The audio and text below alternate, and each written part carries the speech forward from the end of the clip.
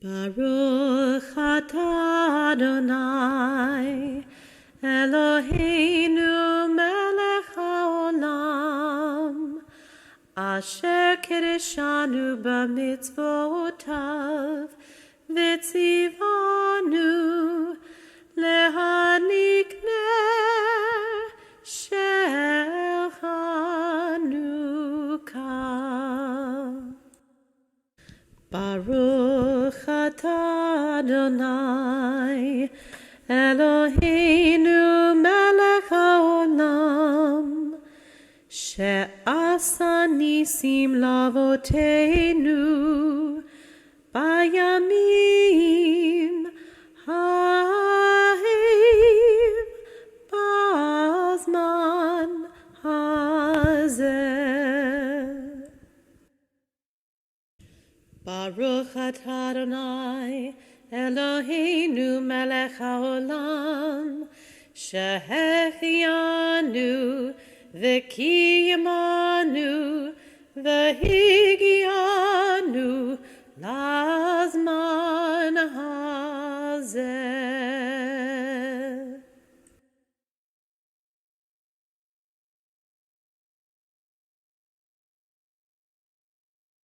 חנרות חללו אנחנו מדליקים, אך הניסים ואך הנפלאות והשועות ועל מלחמות שעשית לאבותינו בימים חכם בזמן הזה.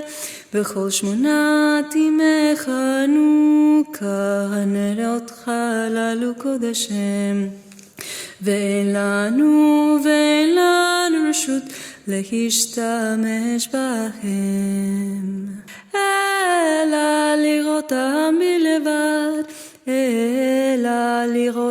בלבד, כדי לחודות ולחלל לשמך הגדול על נשיך ועל נפלאותיך ועל ישועתך.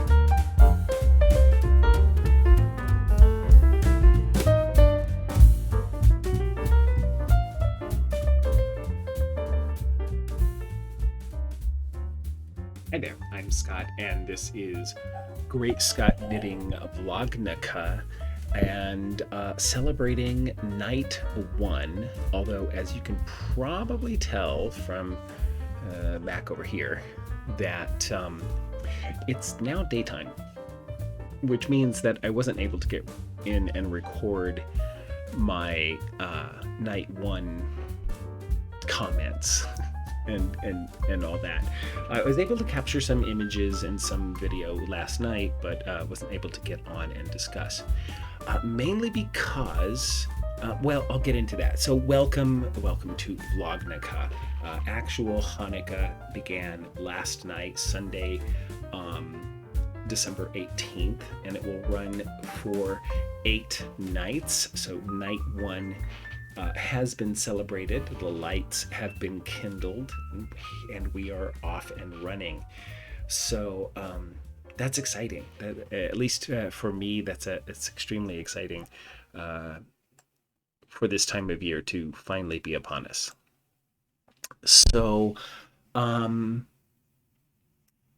welcome to my channel. For those of you who may be new and just tuning into this place, welcome. I hope you find something you like here. And for those of you who are returning, thank you for your continued support as we take this journey. So what is this journey? Well, this journey is about knitting, yarn. It's That's the primary purpose for being here. But there's other stuff I get up to. I talk about the holidays, especially during Vlognukkah. I also have participate in Vlogtober. So you may, if you wanted to, you could go back and catch my Vlogtober escapades. And then I kind of do a similar thing during Passover. So that's coming up in the spring. I have sort of a Pesach period of sharing things.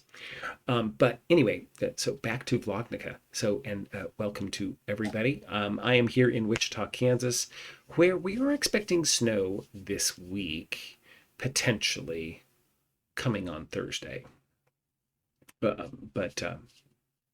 being this is Monday morning. But we'll see. We'll see what actually transpires. I am a big advocate of snow. But I don't live in a part of the country where snow is often appears or is very well received. But that's okay. So in terms of knitting, you've been kind of watching along with some of the things that's been going on. So I do have a couple of finished objects, but they're already out the door or already in use. But before I sent them out the door, I did record a little something to celebrate their completion during our time here of December. So I'll pop that in here so you can see my finished objects, and then we'll come back and talk a little bit about some of the works in progress that I have going on, the whips. All right, so here's the finished object reel. Hi there. So wanted to pop in real quick because I have a couple of things that I have as finished objects, and I really don't have time tonight to do a full-blown episode, so I want to pop in, talk about my finished objects, and then I'll pop this into some other another post of some form. So first thing, I did finish. See how like impromptu this was? I was not even prepared to actually grab it. So I finished my Easy Goes It DK shawl. Ta-da! Isn't it pretty? It's so pretty. I loved how this yarn knit up. The pinks and the purples and the blues, very pretty. So this is how that came out. It's nice. It's a nice size. I mean, it's not a giant shawl. It's not schlanket, but it's perfect for like wrapping around the neck. So not a very good style, but I like it. It's very pretty. I think the recipient will really, really enjoy getting that. And so this is what I had left of the 2 skeins that it took to knit that. So that was fun. It was a lot of fun to be able to finish that up. It only took me about a week, maybe a week and a half to do, which is good. Now, I have one other finished object that was entirely unplanned.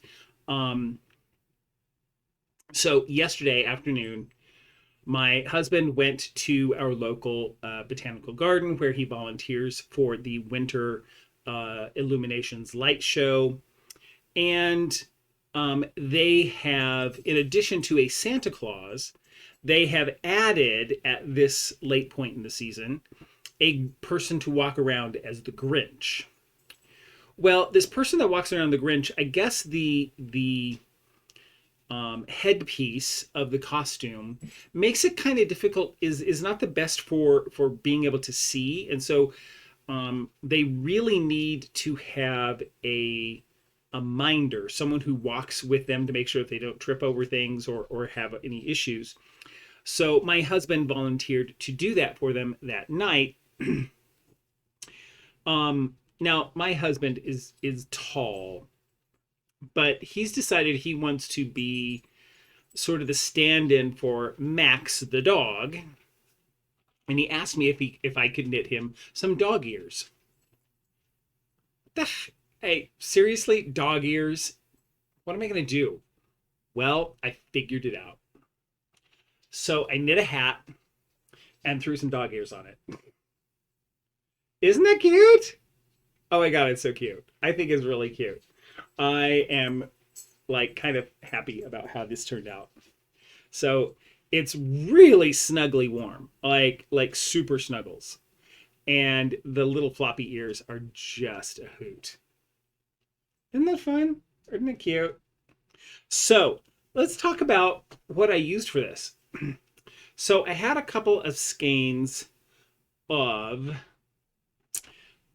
this ice yarn in black and tan.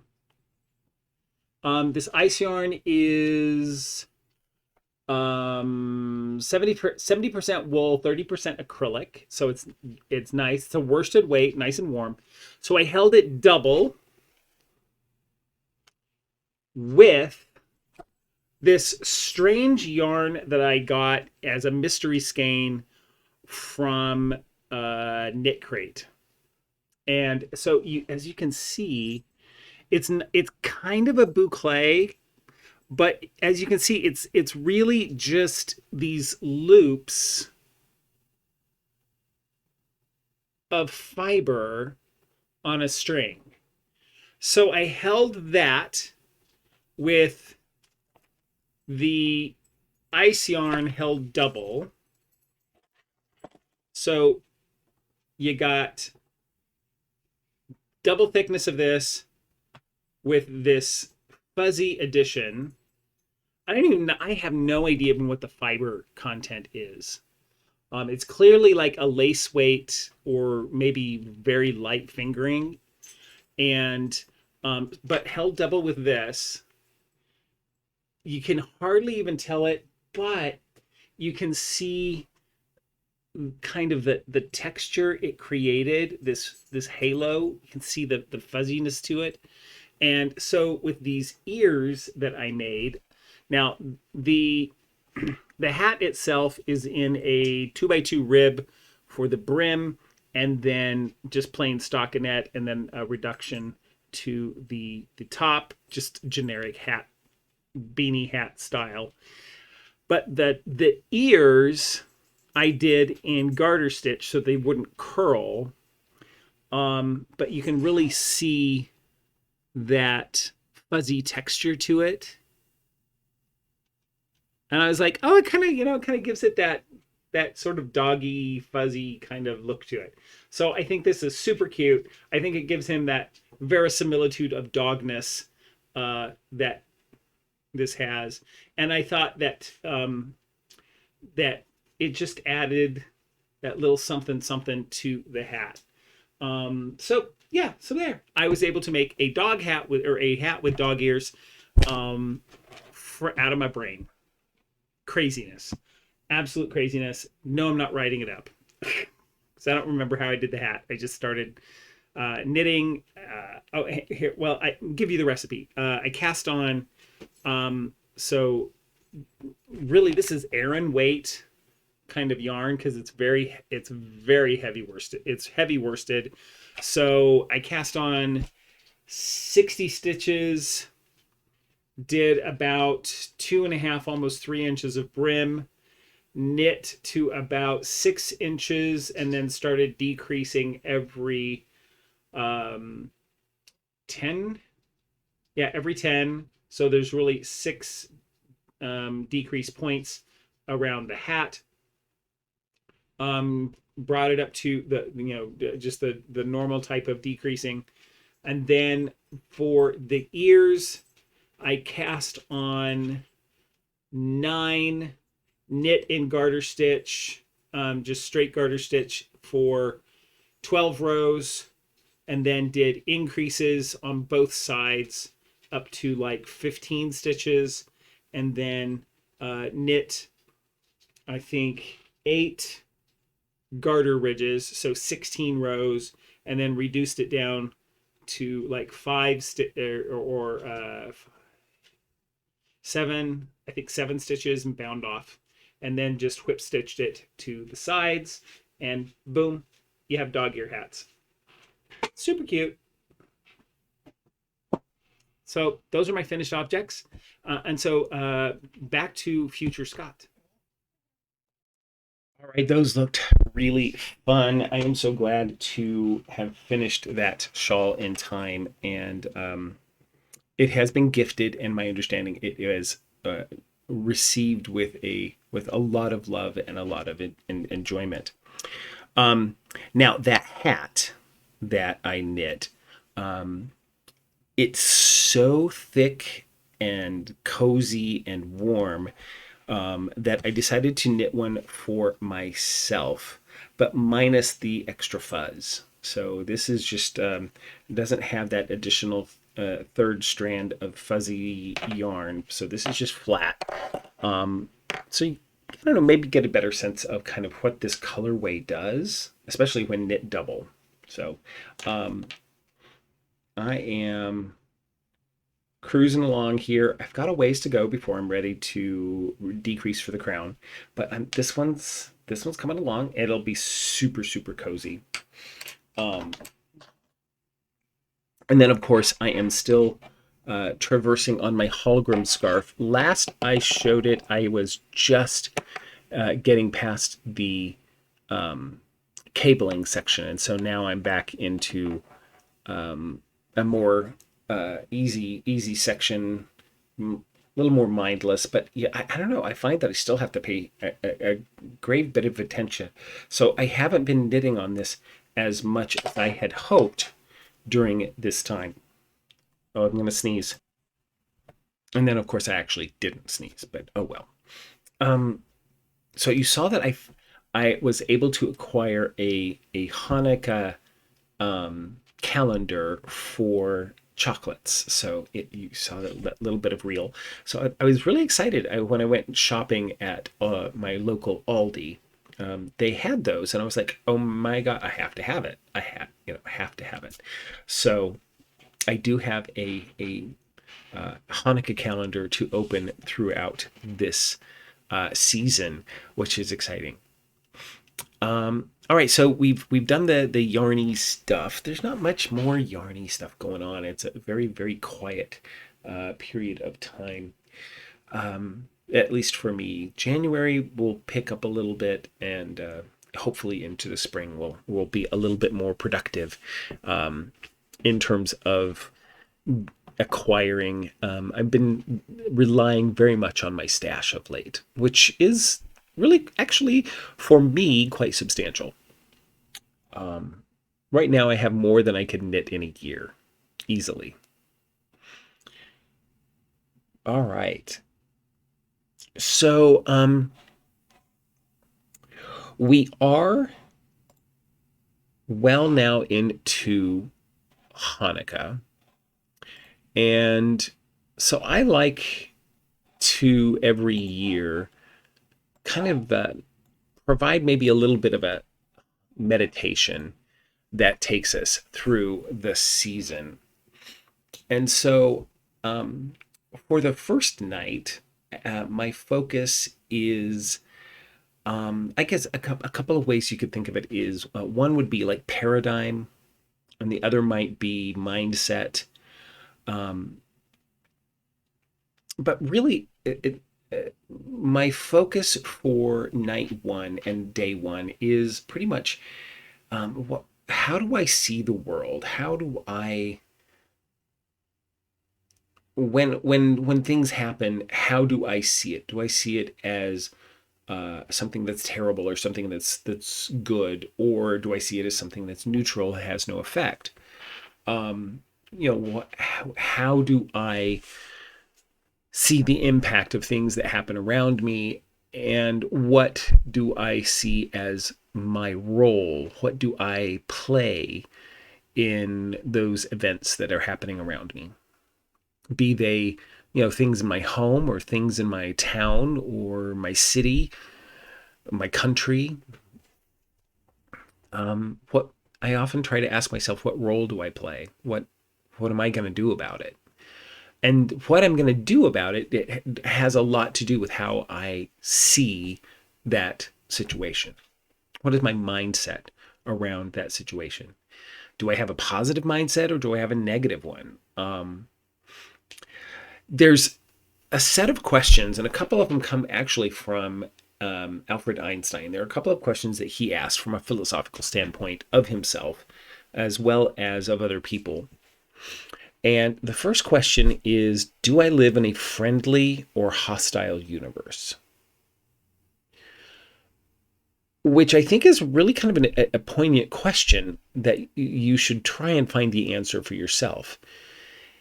Do you see your world as friendly or as hostile?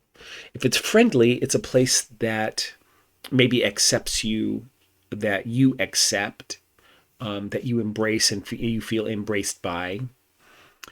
Is it hostile? Is it one that you're constantly battling against? That you're sort of in a fight for your life?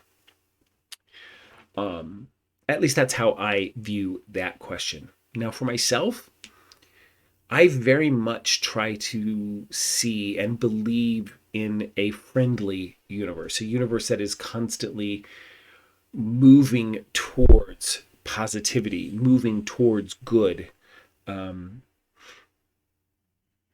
that it's the journey that sometimes feels like it's going off the rails,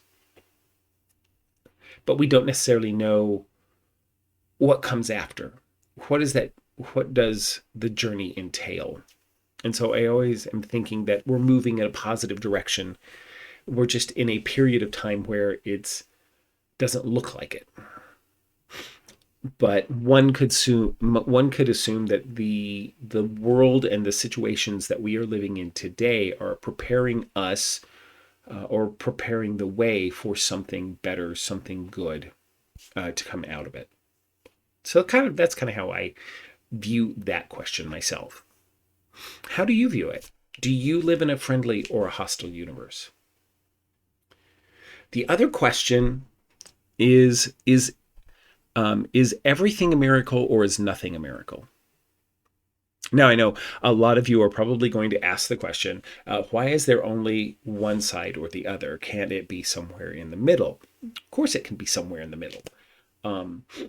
But if you had to say if everything is a miracle or is nothing a miracle, where do you fall? And this one I struggle with. And I think I struggle with it because I have both a rational and a mind that embraces the unknown. And it's that the unknown is okay.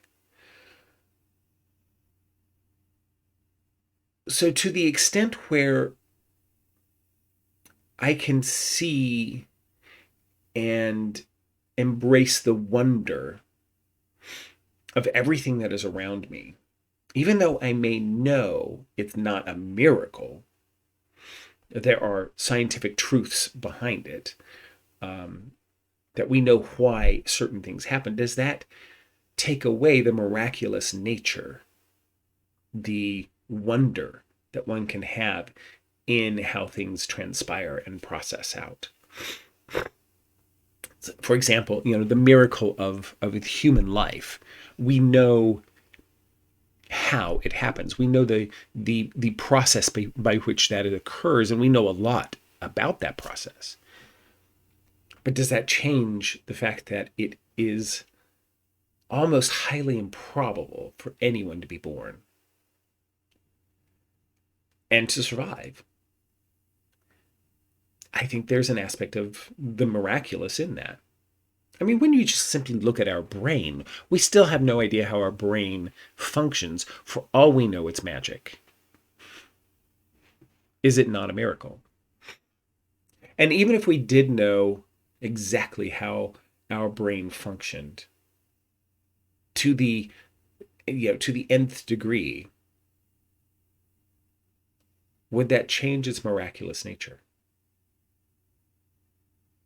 For me, no. I do kind of see the world as being miraculous, as being a wonder to behold. Even the things that we often label as bad or negative, there's a beauty in some of that. There's a miraculousness. And I think part of the miracle of negative things is our ability to transpire those things, to find a way to turn them as a collective, maybe not as individuals, all of us, but as a collective, we're able to turn many negative things into something that's positive, something that's beautiful, something that's miraculous. And then the final question to ponder is, can you achieve anything you want, or are you limited in what you can achieve? Now, this one is really interesting because it tells you what the mindset is, but it's also influenced by your mindset. If you have the mindset of you can accomplish anything that you set your mind to, that impacts what you are able to do. That actually removes limitations. If you view yourself as having particular limitations, then there are certain things you simply will not try, you simply will not do. And so therefore, yes, you are limited. So answering this question, I think, really lends to a big view of what your individual mindset is. Now, for me, I have limitations, but I have limitations that are simply placed on myself by myself. For example, my nephew is taking classes, working on an associate's degree in welding. This is a skill that I find really fascinating, really challenging, and one that personally I would never accomplish.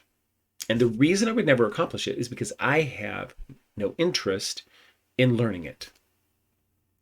I admire those that do. I admire those that have that skill, that use that skill to build things that I rely on.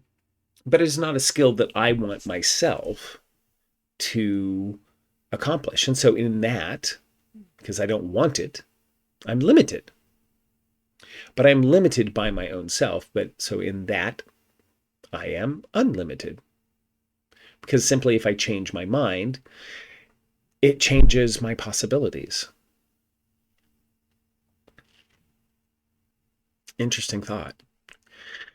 So, what is the impact of how you answer those questions?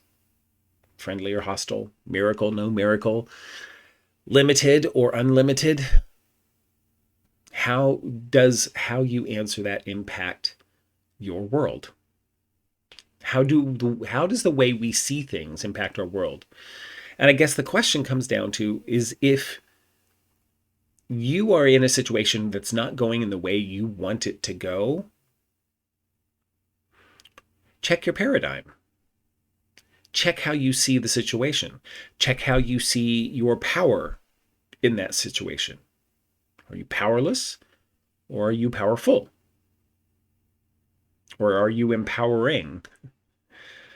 Oh, well, lots of great questions, lots of great thoughts that go through my mind as night one transpired and as we go into day one of Hanukkah.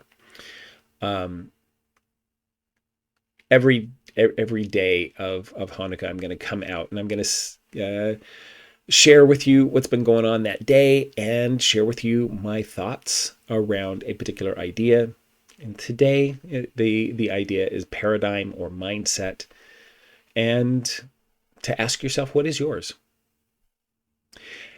And so with that, I'm going to say thank you for joining me on day one, night one, day one of Hanukkah.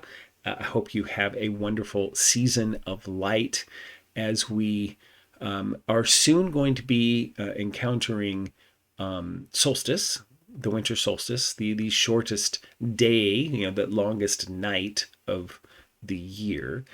But then after that, light begins to grow. So as we go into this time of contemplation, which is big during the wintertime, we go into, we have this desire to sort of go into ourselves, to assess our year, to assess ourselves, to prepare for a coming year. Be kind to yourself and give yourself that opportunity to go inside, to reassess, to start from the inside out again. Just like a seed during the winter goes inside, buries deep, and awaits the coming of spring. But a lot of activity is still happening there.